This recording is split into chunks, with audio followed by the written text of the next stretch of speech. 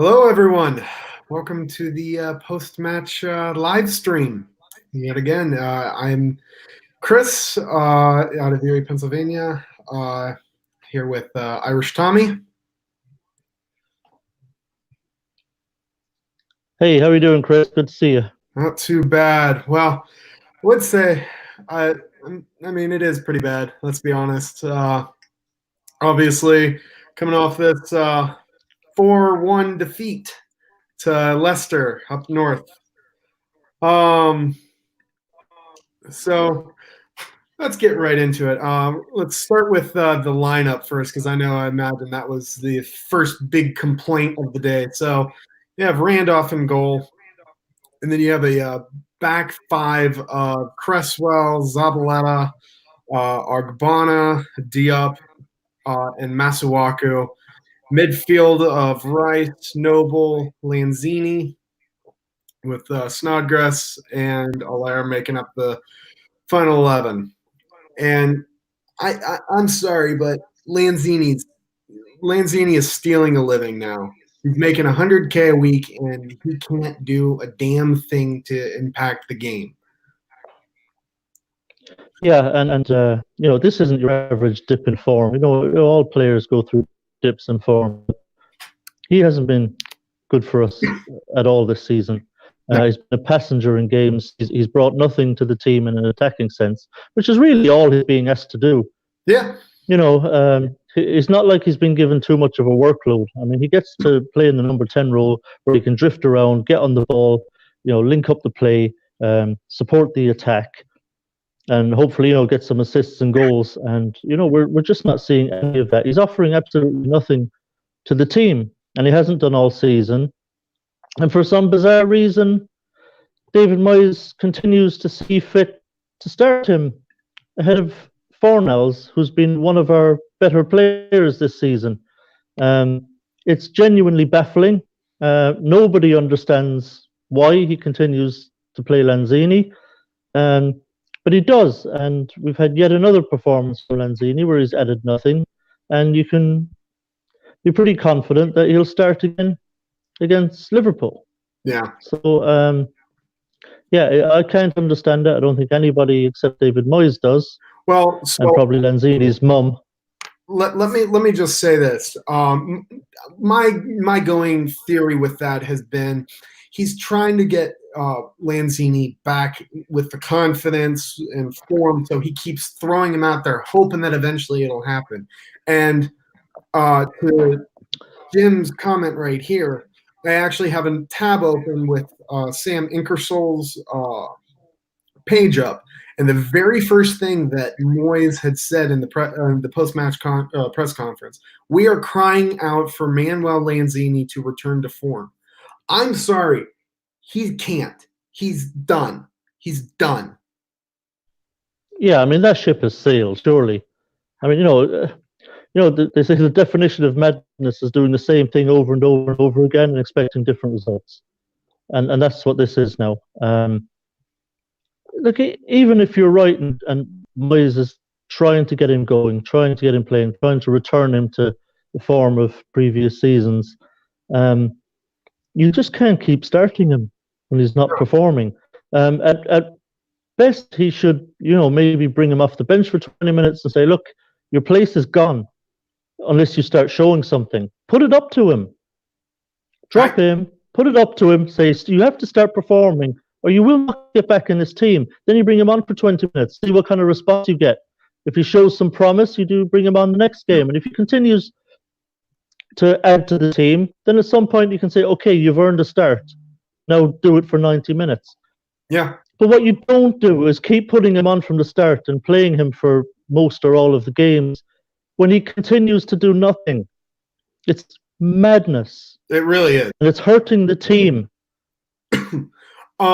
So go. And so just to, and to add kind of insult to injury, to exacerbate the problem, to make way for Lanzini, he's dropping one of our better performers this season in Fornals, who was getting assists and who was scoring the odd goal as well, and who was getting on the ball a lot and looked lively and was making some things happen. I mean, you just giving yourself two problems. Yeah. So, and to add to that, when at halftime when we brought on Fornals and Antonio, I easily thought that those two were our best players today. Um, Yeah, for now, those two were the only ones who really showed any sort of passion and drive. And the fact, yeah, and granted, I understand why Antonio wasn't starting. It was just because uh, he was just returning from injury. Glad he's back. We've needed him yeah, desperately, but yeah, so I think that 45 minutes, I'm fine with one half, just getting him back used to it after the injury.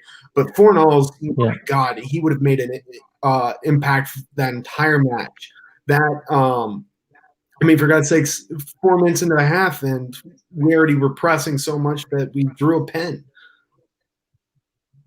yeah. Exactly. Now, like you said, we can't blame Moyes for not starting Antonio. He wasn't fit to start. Um, but you can see the instant impact we got from bringing Fornals and Antonio on at the start of the second half. Particularly Antonio, because you know what you get with him. He's very powerful. He's quick. He just drives at people and he causes them non-stop problems. He runs himself into the ground for the team. He brings an energy to the team that just isn't there without him. Um, I mean, the first half was the evidence for that. Without him on the pitch and 4 hours in the first half, I mean, we couldn't string 5 passes together. We basically spent the entire half hoofing the ball either into no man's land, straight to an opponent, centre back, or down the throat of Haller and hoping he could somehow kind of control the ball and hold it up. And he wasn't having much joy either. So the first half was atrocious. It was so slow. It was hard to believe. Um, Everything was done at a snail's pace. And you're right, that injection of power and drive and pace and determination, effort from Antonio, particularly in that second half, definitely improved us for a while at least, if only for maybe 15 minutes. But um, it was something. It showed the difference he makes. Yeah. So going on with that though, I also want to mention with regards to the formation and everything. So after coming out of the break, we go two up top, keep five at the back, three in midfield. We have and instantaneously makes a difference. We have now gone through. This is our second manager this season, who for some reason still cannot grasp their head around the fact that Allaire needs a strike partner. Yeah, yeah. It's funny. I was on with on was it HTV there the other day. I think it was. I got my nights all mixed up now, but it might have been Monday night. Um, and we were talking about this very thing that Leicester in their last two games have struggled against Burnley and Southampton, who played two up top and were able to get the ball up to their forwards. And the real problem, I had said on that show that if David Moyes had been watching Leicester's last two games, which I would hope he would have done, a light bulb would have gone off to say, "Oh yeah, we play two up top against Leicester. They don't like it. They're comfortable against one forward. They don't like it. We've got two of them up there."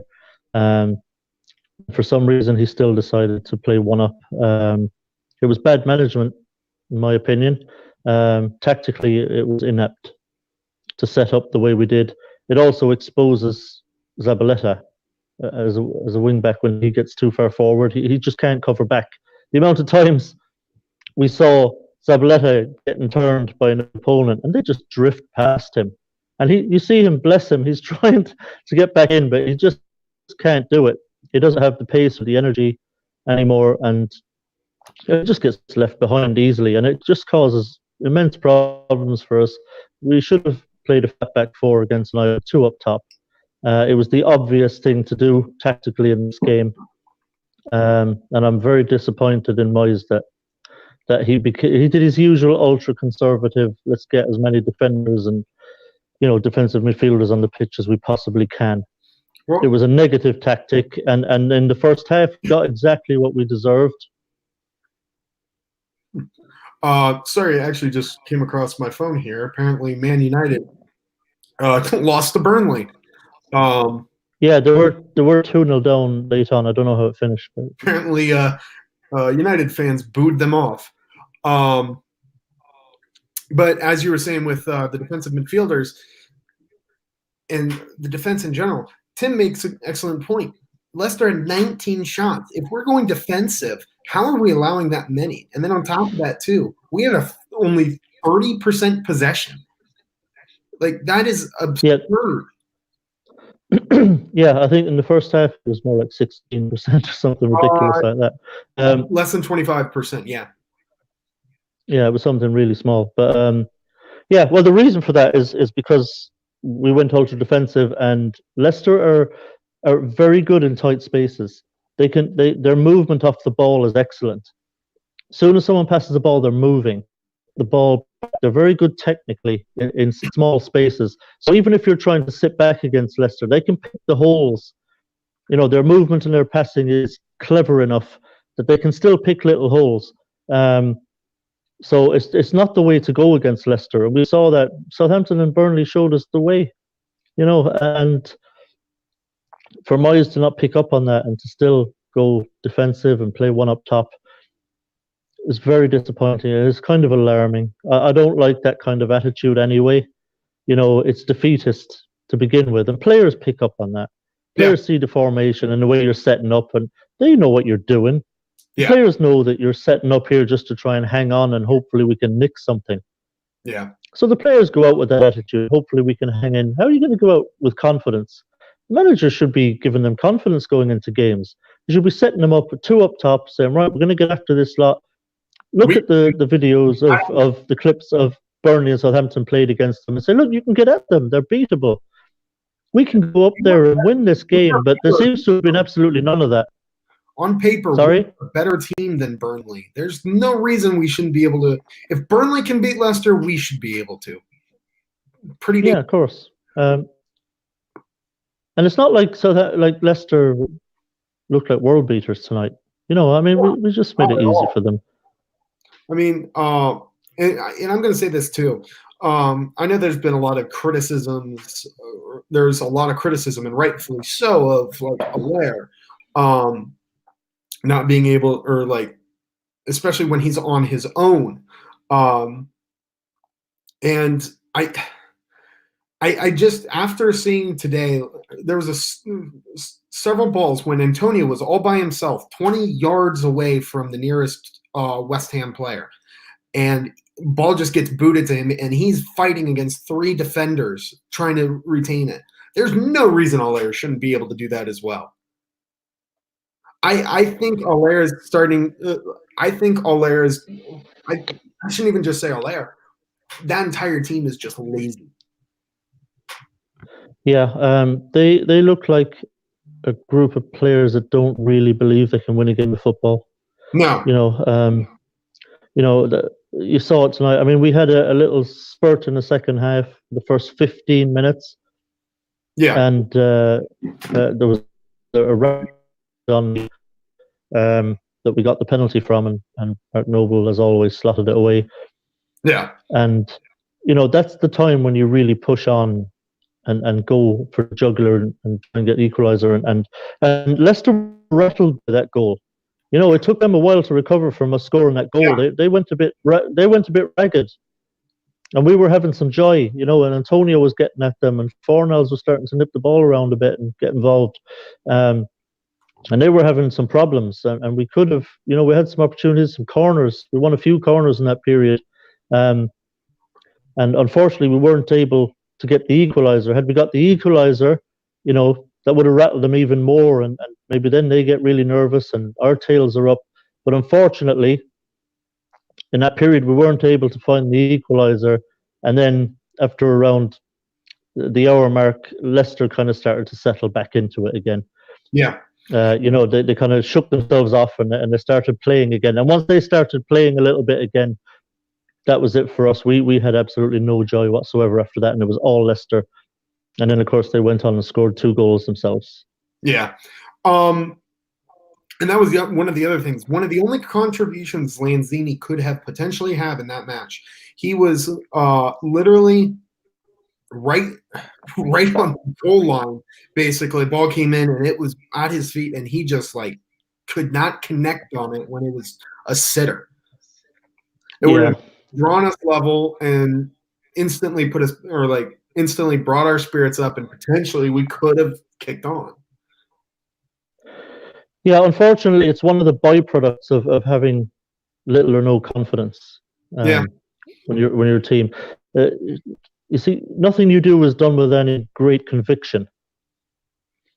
Doing it like everything Antonio does, he does with conviction. Yeah. You know, whatever you think about, we know he's not the most skillful. He's probably not the most intelligent player either. He's footballing intelligence, that is. You know, but what he lacks in footballing intelligence, and maybe in his finishing or what have you, or his technical ability, he makes up for an absolute self-belief and enthusiasm and work rate. And if we had a lot more of that in the squad, we probably would be in a better position than we're in, and we wouldn't be in as much trouble as we're in. So the rest of the players, you can see it in them. There's just a lack of conviction in the things they do. They don't look like players who really believe that they're going to go out and outplay their opponents and score goals and win games. And given we've got what was it, 15 games or so left? I mean, this is a real worry now. I mean, and if you look at our next kind of 9 or so fixtures, that doesn't make good reading. Our next 3 matches alone are Liverpool, Man City, Liverpool. Yeah. No, Brighton. It's entirely No, we have Brighton after Liverpool, then Man City, then Liverpool again. Yeah, you're right. So look at the Brighton game now. I say Brighton. Every game is huge now. I mean, but that Brighton game, we're just. I saw a tweet. It's one we haven't beaten Brighton in 8 years.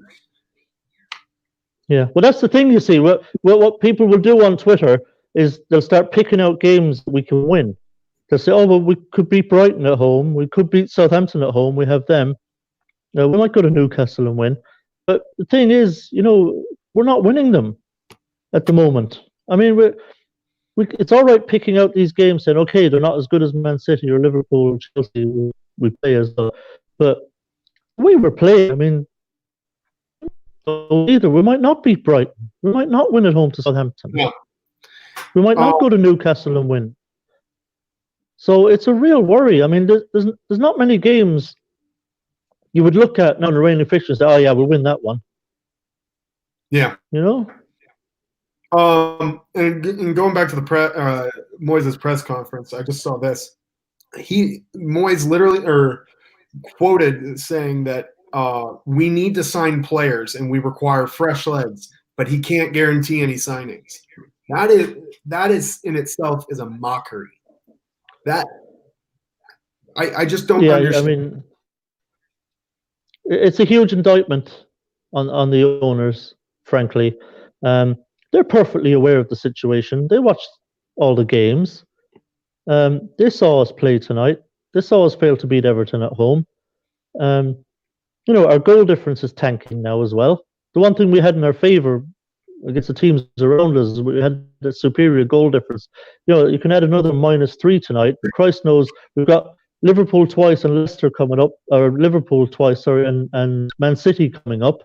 And then you have our goal difference at the end of those isn't going to be looking too healthy either. So, you know, we've got a real problem on our hands. And if they don't do something decisive and get players in who can help us turn this thing around, then, you know, we're in big trouble. And on top of that as well, with goal difference and the string of matches with Liverpool and City. Following the second Liverpool match, I mean, I think we play Southampton, and then we can go up against, I can't remember the order. I think it's Arsenal, Wolves, Tottenham, and Chelsea. 4 matches in a row. Yeah. I mean, on current form, it seems to me it's very likely we'll be in one of the bottom three positions by the time we're heading into the final 6 games. Now, the final 6 games, if I recall, aren't too bad. There are some Man United winnable games. Sorry? Man United, I believe, is the second to last match. And that's I know our last game is at home to Villa. I mean, that could be a winner takes all. Yep. No, I hope it doesn't come to that. I hope somehow we turn this thing around and start performing better and win a couple of games. But it's hard to see where the wins are coming from, and I hate being completely negative. Listening to me every time I come on the show here, you'd think I'm a kind of very pessimistic person, but I'm not. I'm optimistic by nature. I generally I'm not a doom and a gloom merchant. But it's hard to find the positives right now. It's difficult to make a case for us pulling away from the bottom three. I mean, apart from how difficult our fixtures are, we just don't win games. We struggle to score goals, and everything's going in the wrong direction. Like I say, our owners are fucking around. They're not doing their jobs. We've signed Randolph. What's today? 22nd. I mean, yeah, we have. They've got to dip into their. In chat, yeah, we had some people talking about potential links. Tim brought up in Zonzi. I know that he's 31 years old. I don't know if he'd be the answer.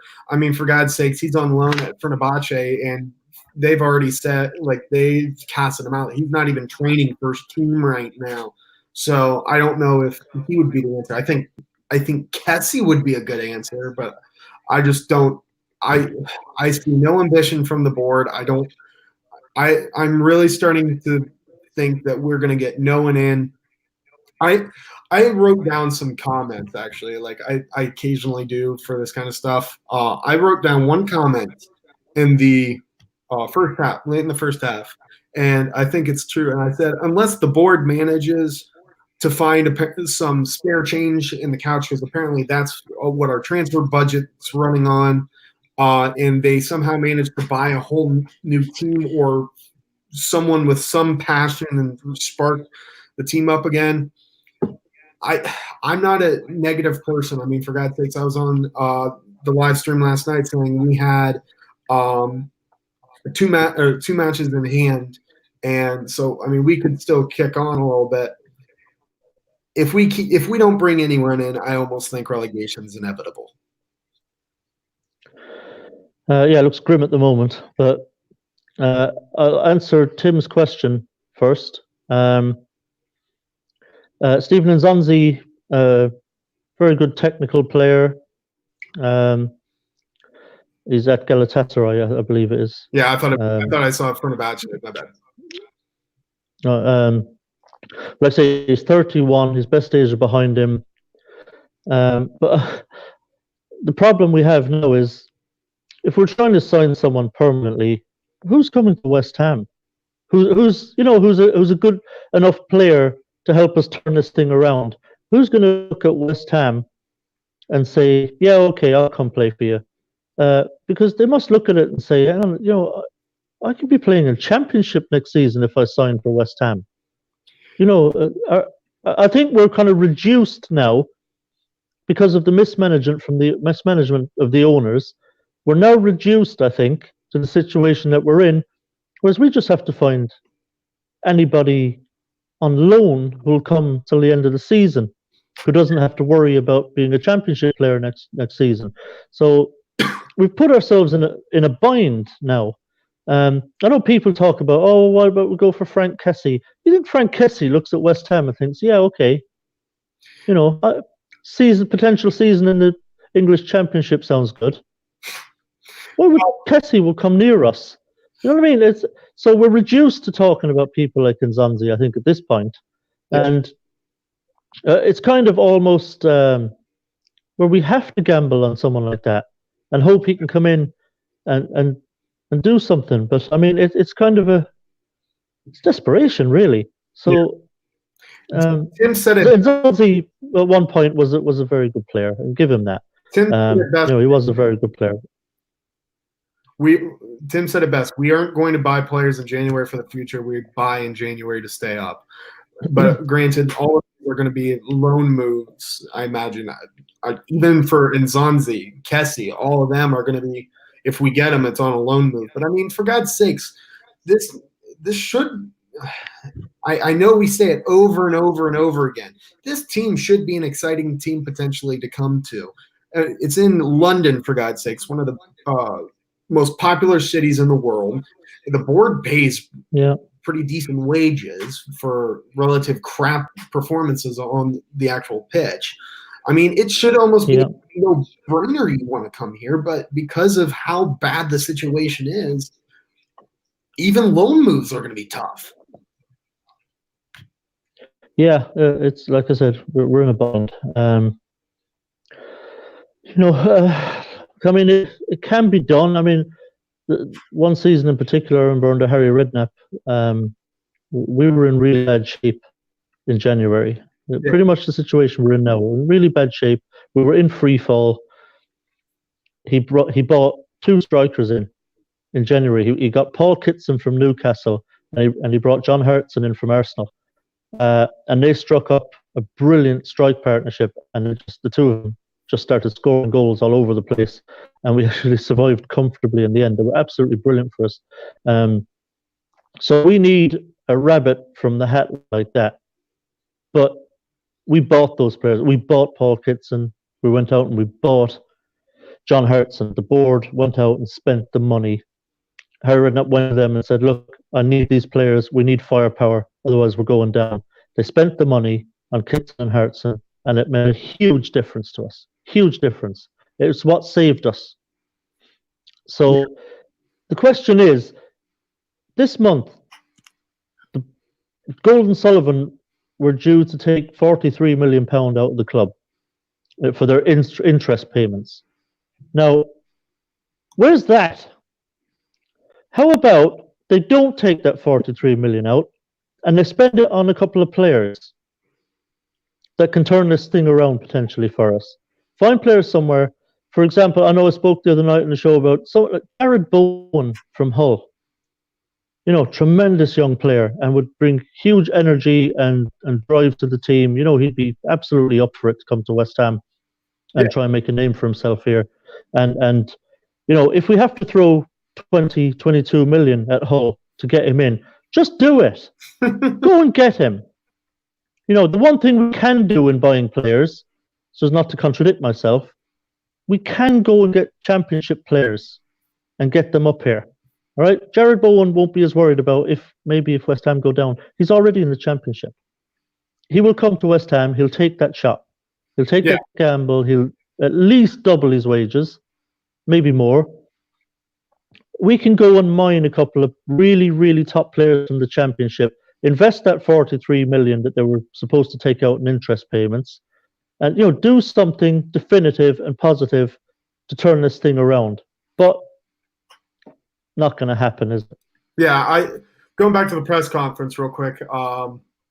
Inkersol just put up the full transcript, so I wanted to read you. They asked Moyes, is there somewhere you will be looking to strengthen in the market? Moyes' response was, I probably wouldn't have said that was a priority, but maybe watching tonight's game, then you might think otherwise. I think having Felipe injured and Manu not quite there will make the difference for us. It doesn't even sound like Moyes is too bothered. I think that's that's the white, like waving the white flag, like we're. Yeah, but here's the thing. I don't think it's because he doesn't want to. I think he would love some signings. Oh. And he knows he needs them, but he is towing the line. He knows it's unlikely. He's been told, I'm sure, already by Sullivan. Shouldn't expect too much in January. Kind of more or less going to have to work with what you've got, barring we can get a couple of loan signings in. So he's basically yes man, who's already been told, probably before the window even opened, there's going to be very little activity in the January transfer window. That he more or less have to work with what he's got, and so he's not going to rock the boat. He's just delighted to be West Ham manager, and he'd love some signings, but he pretty much knows he's not going to get them. Yeah, I mean, we've already been talking about it, but where do we go from here? I mean, besides potentially to the championship. Yeah. Yeah, it's hard to see where we go from here. I mean, if we don't make any impactful signings, listen, we can get Nzonzi in. Nzonzi isn't going to turn our season around. He's a decent enough player, but is he any better really than what we can put out on the pitch in the middle of the field right now? Not really. I mean, I think I haven't seen Nzonzi play too much, but I mean, I know he's a few years younger than Noble. I mean, that's the only thing I can think of is Nzonzi's Noble potentially. Yeah, look, Noble's not getting dropped. Nzonzi's an attacking midfielder. No manager drops Noble ever, and I don't expect Moyes to be the first. You can expect Rice and Noble to be beside each other for the rest of the season, but Nzonzi isn't going to turn our fortunes around. He might all he'll do is add a little bit of squad depth. I mean, obviously our bench against Everton was just incredibly thin, so he'll add a little bit of. He'll give us an extra midfielder to have on the bench, basically. That's not going to turn our season around. It's just not going to do anything for us, really. I mean, so going into the window, there was all this speculation. Oh, we're going to bring in a striker, a central midfielder, and a right back. We're not even being linked with a single striker now. We are, but I mean, it's highly unlikely because he's a highly rated Russian striker. So I imagine everyone else is going to get to him before us, just like Fernandez. We're not linked with any right backs anymore, and we're only linked on loan moves for central midfielders. I realistically, I said last night, I think we would get one player in. I don't think it's going to happen. I think what we have right now is the squad that we're going to have until probably relegation. Yeah, that's entirely possible. We might not sign another player, or we might find someone to bring in, like an Nzonzi on loan. But either way, I mean, none of it's going to turn our season around. We're not going to get any player in that's going to come into the team and be great and turn our fortunes. So Moyes has got a problem because he's got to get a tune out of these players, and he's got to do it fast. Yeah. And it's almost a thankless task because, looking at our next 9 or so fixtures, I mean, there's some real tough ones in there. There aren't too many games in there where you feel we can get 3 points, So, but I think as well, look, Moyes is partly to blame as well. We can't just put this all, shift the blame away completely from Moyes. I mean, he's negative. He's a kind of, let's see if we can get something out of this game. We saw it tonight. He never got after Leicester, really, until he kind of was forced to at half-time being 2-0 down. And then he went 2 up top.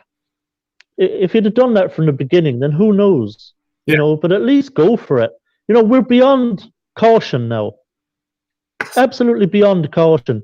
We've got to get after teams. We've got to take some risks. We've got to say to our backs, okay, you're going to have to do your jobs.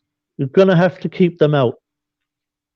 And the midfielders, you're going to have to get forward. You're going to have to carry the ball. You're going to have to get it into the box. You're going to have to take shots on. You're going to have to start making things happen.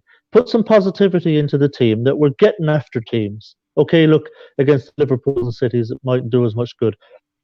But against the Brightons and Southamptons and Newcastles, we might actually go and win a game. We might go and score 2 or 3 goals if we just start to play with a bit more positivity. And Moyes has got to, take the handbrake off now. He's got to. Because if we keep playing the way he's playing right now, we're going to go down. Yeah. It's just too cautious. Yeah, what you were saying though, obviously I give blame to Moyes. I mean, he's still the one making the team sheets now. He's still the one putting it out. I mean, but at the same time, I don't fully put the blame on him. I put the blame on players for not performing, who are just, most of them are just passengers out there, just playing or showing up for a paycheck and then going home. I put blame on Pellegrini as well for putting us in this position to begin with. And then I also put it on the board for not bringing in reinforcements with such a depleted squad. The position we were in, we should have had players lined up before the window ever opened. And when the window opened, we should have been straight out for them players. On the phone, straight away, say, right, we want this guy, and here's what we're paying, and then you do negotiations, you get people in. The very fact that we were into the January transfer window, got Karen Brady going on Sky News talking about, the chairman is working very hard to get deals over the line. Really? If that was the case, they'd have been all over that transfer window on the 1st of January. They'd have had their targets set, they'd have known what they needed, players they wanted, and you go out and you get them.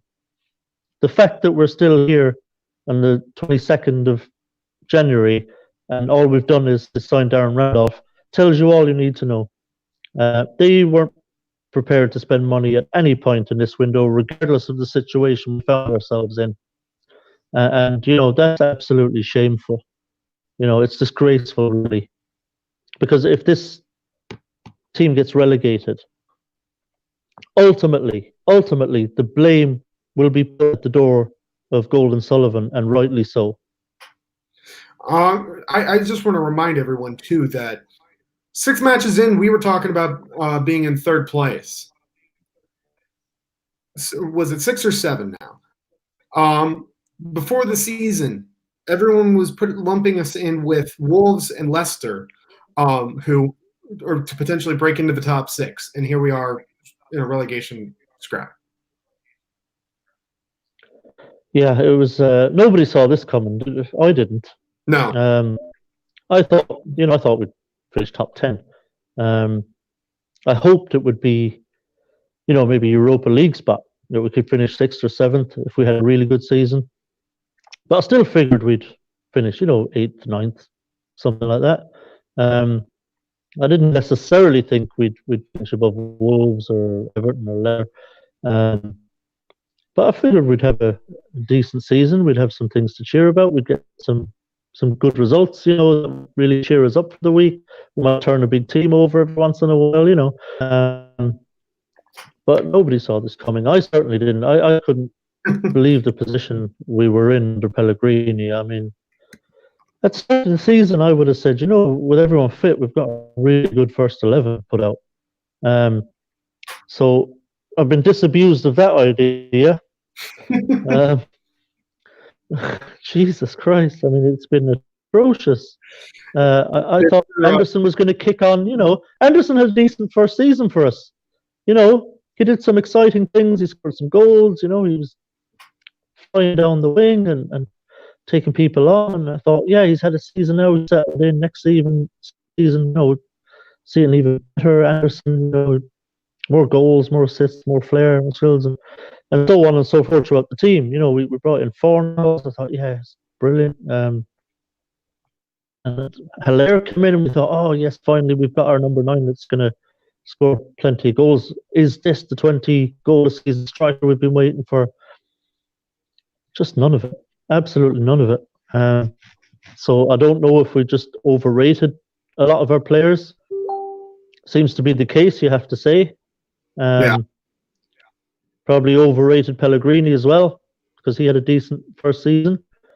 But I don't know exactly what happened. I don't see what goes on behind the scenes and training and all that. But after a promising start too. The wheels just came off. It's kind of bizarre, really.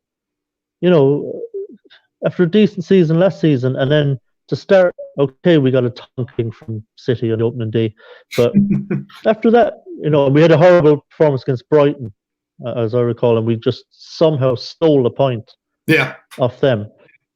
But after that, then it really picked up, and we started playing a bit better. Still weren't brilliant by any means. I'm not trying to say we were playing brilliant stuff. We weren't, but we were playing all right, and we were getting some wins, and things were looking on the up. Like we were picking up form, and then we had that defeat to Oxford in the cup, and then whatever happened, I will never know unless the players come out and say something down the line. But the wheels came off, and then all of a sudden we couldn't win a game. Sorry? It's the curse of the at the wheel tweet. Oh, Christ, yeah. That was after we beat Man United. And also, I want to quickly address. Go ahead. It caught with that was our last kind of decent performance for Pellegrini. Was away quite well that day. Yeah. I know we did 2-2, but I remember after that game, despite we only drew it, I'm thinking I was quite pleased with the performance. I thought we played pretty well. But after that, it was just all downhill without Fabian. I mean, Roberto came in. We don't want to dig up those bones. We all know what happened there, and that was the point really where just the wheels came off, and we still haven't recovered. Even under Moyes, we had that pick-me-up game, his first game at home to Bournemouth, but a League One team would have beaten that Bournemouth team. But it's we're really in trouble, and it's difficult to see how we pull away. So I think we're in this thing right to the finish. So before we move on to the FA Cup against West Brom this Saturday, I really want to quickly address. I think Richard Walton really wants Gabagol to come to the club. I mean, yeah, I'll be honest with you. I know little to nothing about the guy. I've seen him constantly saying Gabagol. Listen, if signing Gabagol meant that Moyes was going to play him up top with Hilaire, then by all means, fuck it. We're desperate. If that's what it means, I know nothing about Gabagol. He might have one leg. If it meant he was going to play up front in a 2 with Hilaire, then I'm all for it. But considering he's had plenty of opportunity to do that, Moyes already, and doesn't, I wouldn't hold my breath. But again, this whole Gabagol, I don't think it's going to happen. Would he even want to be here, realistically? Who knows? I don't know why a lot of players would even want to come. So now we move on to Saturday against our old manager Slaven Bilic and West Brom in the FA Cup. I'm trying to stay positive for it, but I just don't know how. Yeah, that's a tough one to call because, I mean, we don't quite know what West Brom are going to do. Bilic, obviously, coming back to West Ham, will want to win the game. But on the other hand, they're having their own little bit of a wobble at the moment in the Championship, and they're desperately trying to get promoted. So will Bilic come and play his best team? If he does, they have every chance of turning us over. I think that one is probably a 50-50 game, really. It's just written in the stars. Slaven Bilic comes back to the club that he was sacked at and batters them. I just have this grave feeling that that's what's going to end up happening. Yeah, and I mean, it's hard to know what's Moyes going to do. I mean, we don't have enough fit players for him to make very many changes. He might be able to he'll have to rest Zabaleta, I'd imagine.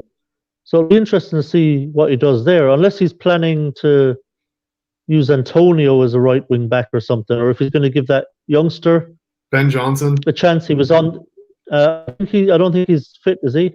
There was a youngster. He's a right back, Yeah, he might. right midfielder who was on the bench against Everton. I think he has an African surname. I can't pronounce it, but maybe he'll get thrown in. Yeah. So Moyes doesn't have much opportunity to rest players, even though it'll be the third game in kind of 9 days or whatever. Yeah, we have. So it'll be interesting. We're in a run of 4 matches in 11 days with a very depleted, injured squad as it is. There you go. I mean, yeah, a canola, is it? Okay, thanks, Jim. So it's going to be tough. I mean, I think almost certainly, I would think Sanchez is going to start in place of Noble. God. There's no way Noble can play again Saturday. I know. So that's the prospect of that. He'll probably rest Haller, throw Ajeti in. So there'll be some changes. He might start Masuaku left back in a flat back four, bring Balbuena back in, stuff like that. He'll shuffle it a little bit, but if West Brom play their best team, then it really is a 50-50 game, that one. We could lose it. Yeah, it'll be interesting to see how David Moyes proceeds, because, I mean, he came in right away when one of his first press conferences says that we're going to be taking the FA Cup very seriously this year. But at the same time, you're just coming off of only a few days rest, and then you have a few more days rest, only a few before Liverpool. So at home to Liverpool. You do not want to be tired going into that game. No. Especially as our goal difference really is starting to become a problem now. It's not an advantage to us anymore, and we could very easily ship 4 or 5 goals against Liverpool easily. Especially if a lot of our first teamers have to play Saturday, which seems to be the case. So it's just grim. And obviously, anytime you take a heavy defeat, and tonight was relatively heavy. Let's be honest, it was 4-1. If we lose to West Brom, take a heavy defeat against Liverpool, confidence will be absolutely shot to pieces for that home game against Brighton. Shot to pieces, and they'll all still be really tired. Yeah. Fortunately, I know somewhere there we have a 15-day break, so that 15-day break is going to be so needed to bring it, get our injured players healthy, and just give everyone just a break, and hopefully it'll be just enough. But I don't know who we play off the back of that break, but let me look it up. Can you see? Do you know when that break is? Who do we have after the break? It's another question. So after the Liverpool, after Brighton, we have a week break or 8-day break again, and then we face Man City away. Then 15 days later, we play home to Liverpool. Wow, that's the one after the break is away at Liverpool, is it? Yep. Yeah, so we go to Anfield after the break. Yes. Jesus. So okay. Well, it might be good for getting some players back healthy, but we're not getting anything in Anfield. Forget about that. Yeah, but I mean that's the thing though. Everyone's been saying on Twitter, it would be the West Ham way since we're technically the only team that Liverpool hasn't beaten this year, that we end up beating them at least once. I mean that I don't think it'll happen. At the same time I can see it. We'll lose to them twice. Does that listen? We can barely beat the teams that are down around us near the foot of the table. We're not beating the best team in Europe. Yeah, we're just not. It's not happening. We're not even going to get a point out of those 2 games. Yeah, You'd probably. have more chance. You'd have more chance of going to the Etihad and getting something against City. In that game, there'd be a little bit more chance of doing something there. But against this Liverpool side, I just don't see it. No. I mean, nobody's beaten them all season. So I don't think West Ham are going to be the teams to do it. Yeah. Not on the way we're playing. Um, Even an upturn in form wouldn't get us anything against Liverpool, I don't think. Yeah. So going back to this Saturday against West Brom, I like we've said, I don't know what kind of squad we're going to end up putting out. I don't know if it's going to be a mix. I don't know if it's completely reserved or if it's going to be completely full first team. If it is full first team, and we are actually taking the FA Cup seriously this year, your cat's really wanting to get involved. Yeah, she likes. This is Reba. Hello. Her big thing is falling asleep on my lap, so I think she's sick of our chat and saying, "Can you wrap this up, man? Come on, I'm tired." I'm ready for bed. Yeah, but yeah, I think as regards where we go the rest of the season, it's going to go down to those final 6 games. I don't know if you've got the fixtures up there still. Yes, I do. So Can you give me the final 6? The final 6 matches, coming off of the stretch of Arsenal, Wolves, Tottenham, Chelsea, which I actually got that bang on earlier. The final 6 are away to Newcastle, home to Burnley, away to Norwich, which might be a 6-pointer, home to Watford, which might be a 6-pointer, away to Man United, and then the final match of the season, home to Villa, which, like you said earlier, may very well end up being a winner takes all. Yeah. So 5 of those games, or at least 4. I know Newcastle are doing relatively well, but I think by that time Newcastle might slip back in a bit. Yeah. So I reckon 5 of those games are essentially going to be like 6-pointers. Yeah. That's for me where our season will be won or lost. We'll either survive or get relegated on how we do in those final 6 games. Yep. If we can somehow find some wins in there, we'll be all right. If we don't pick up an odd win here or there leading up to that too, just to build the confidence, that'd be brilliant as well. But I don't know. Yeah. I mean, it's one of those iffy ones, but maybe Arsenal I could see. We usually turn up against them.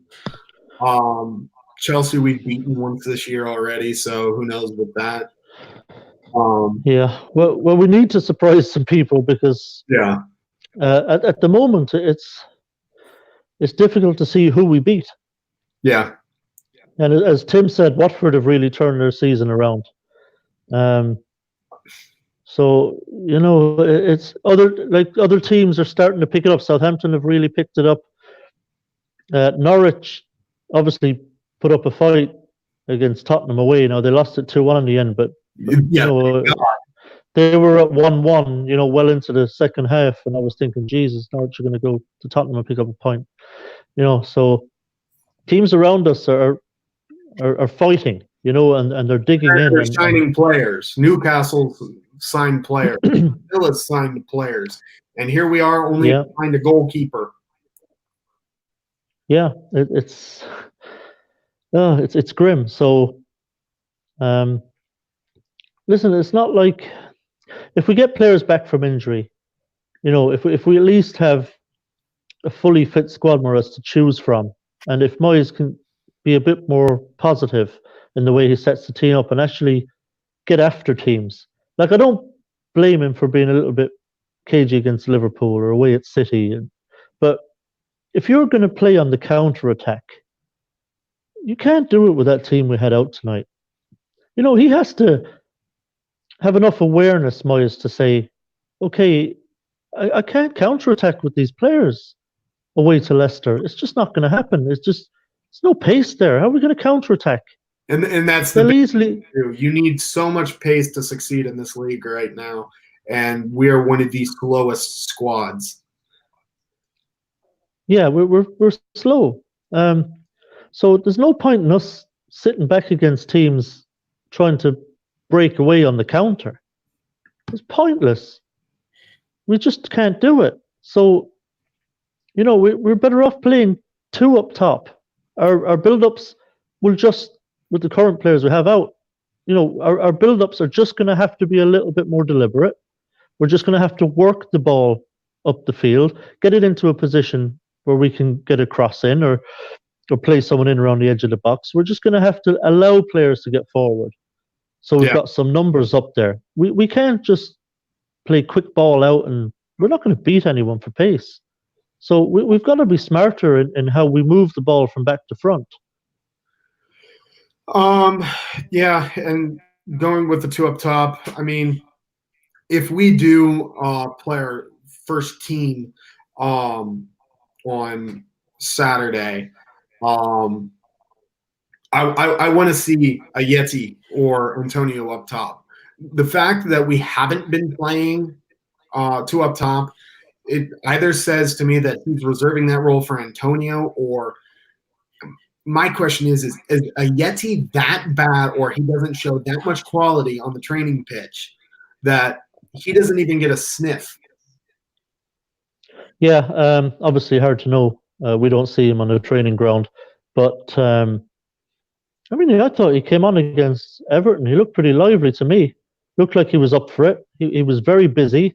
He was getting stuck in a Yeah, little too much, maybe in one instance, but he looked like he had some fight in him, and like he was really eager to make something happen. And like I said earlier, we need players like that now. We need players with some enthusiasm, with energy, and who are going to put that effort in, because that's what's going to get us over the line.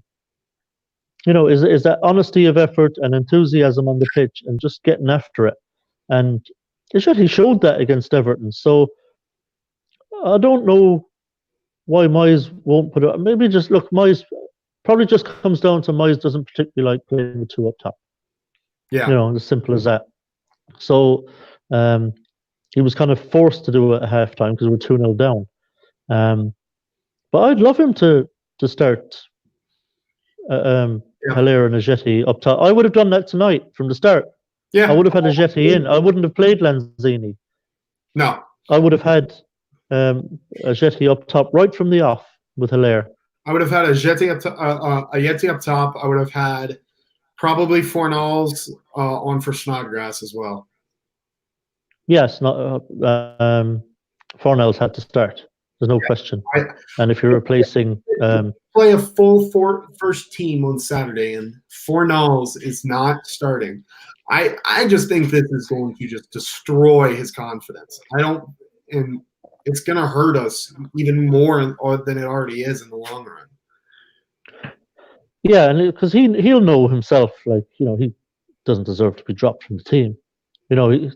He's got to be saying, and he's watching Lanzini. He's sitting on the bench watching Lanzini do nothing against Everton and against and thinking like, what's going on here?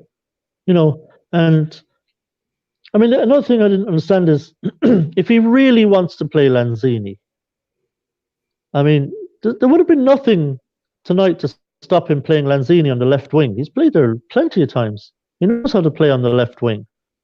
Yeah. And you can still have Fornals, who's one of our better performers, on the field. And Fornals is at his best, I think, when he's in the hole, when he's in that number 10 role in the center of the pitch. That's when he can really kind of get on the ball a lot and get his passes going and link everything up and cause some problems for our opponents. So if he really wanted Lanzini on the pitch, he could have done it and still without dropping Fornals. But for some reason, he wanted Lanzini in the number 10, and he went with Masuaku wide. So he could have gone with four across the middle or something. No problem. But it backfired because it was negative, and he's putting in players who no business on the pitch, frankly, like Lanzini. Yep. Well, I think we got to wrap it up here because it is quickly approaching an hour.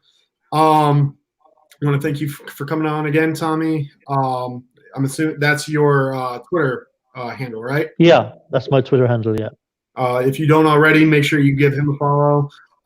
You can find me on Twitter as well. I'll just spell it out. It's HRYTZIK.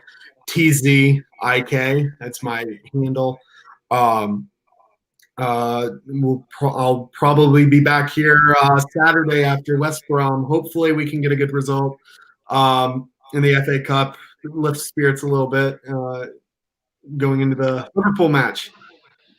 So, Yeah, I mean, look, a cup win at the weekend would be just the tonic. We need something to hang our hat on. We just need something so that just for a few days before Liverpool come to town, we we probably get have we yeah. well. So for Tommy and myself, have a good night, everyone. Come on, you Irons. Come on, you Irons.